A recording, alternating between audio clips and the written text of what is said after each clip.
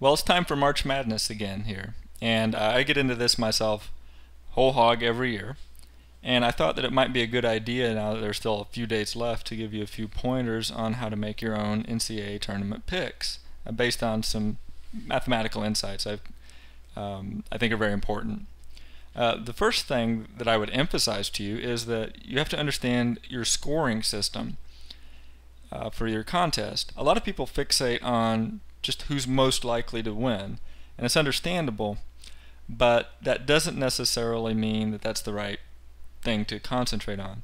Take the following example. Suppose within your tournament you've got a Team A and Team B playing one another, say in the first round, and that Team A is going to win 60% of the time.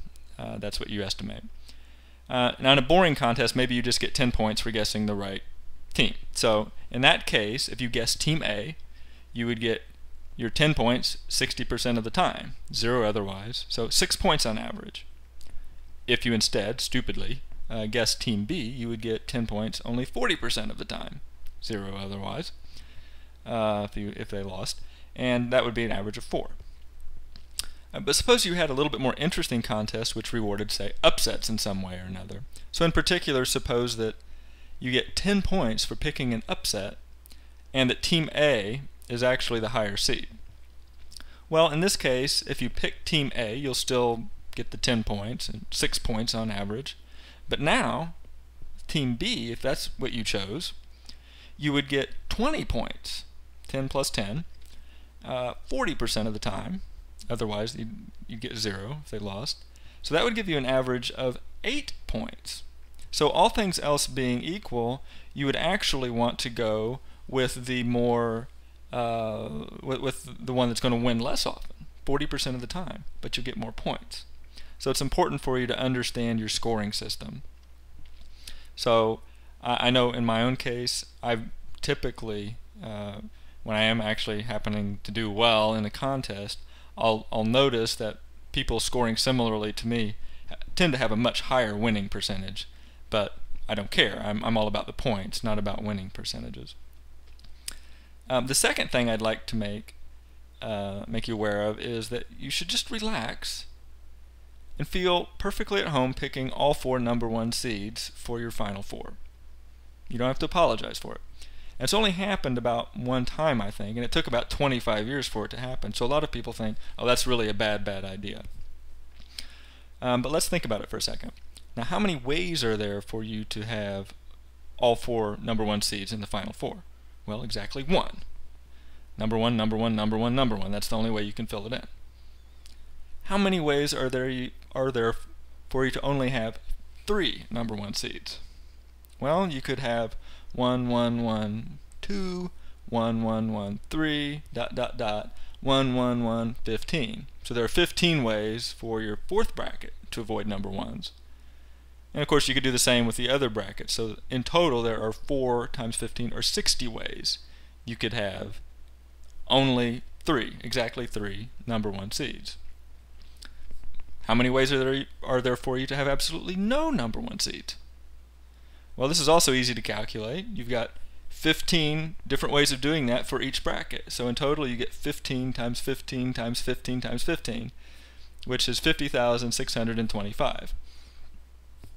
So all told, the number of ways that you could get either 0 or 1 or 2 or 3, and so up through 4 are shown here on the screen.